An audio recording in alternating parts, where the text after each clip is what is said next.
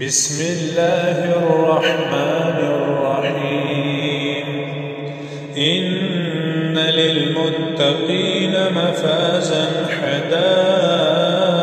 وأعنابا وكواعب أترابا وكأسا دهاقا لا يسمعون فيها لغوا ولا كذابا جزاء من ربك عطاء